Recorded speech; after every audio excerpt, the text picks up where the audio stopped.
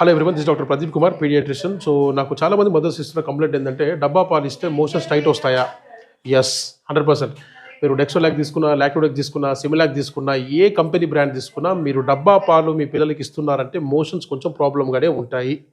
ఎందుకు అంటే తల్లి పాలలో 600 నుంచి 800 రకాల ప్రోబయోటిక్ మంచి బ్యాక్టీరియాస్ తల్లి పాలలో ఉంటాయి. అవి మీ బిడ్డ కడుపులోకి వెళ్ళి కడుపులో పేగులను కానీ లేకపోతే కడుపులో ఉన్న డైజెషన్కి హెల్ప్ చేస్తాయి. కడుపులో పేగులో పెరిస్టాల్టిక్ మూమెంట్స్ అంటే కదలికలు మోషన్ ఫ్రీగా పోయేటట్టుగా ఆ బ్యాక్టీరియాస్ తల్లిపాలలో ఉన్నాయి, హెల్ప్ చేస్తాయి. అయితే డబ్బా పాలలో ఇవి ఏమీ లేవు కాబట్టి డెఫినెట్గా డబ్బా పాలు ఇచ్చే పిల్లల్లో కాన్స్టిపేషన్ అంటే మలబద్ధకం ప్రాబ్లం కొంచెం ఉంటుంది. వాళ్ళు పోయేటప్పుడు గట్టిగా ముక్కడం కానీ ఏడవడం కానీ జరుగుతూ ఉంటుంది. సో చాలా వరకు తల్లిపాలు ఇవ్వడానికి ట్రై చేయండి. అండ్ మరింత బ్రెస్ట్ ఫీడింగ్ ఇన్ఫర్మేషన్ కోసము లాంగ్ వీడియో కింద లింక్లో ఉంది, చూడండి. ఓకే, మరిన్ని సైంటిఫిక్ వీడియోస్ కోసం మన ఛానల్లో లాంగ్ వీడియోస్, షార్ట్ వీడియోస్ చూడండి. Thank you.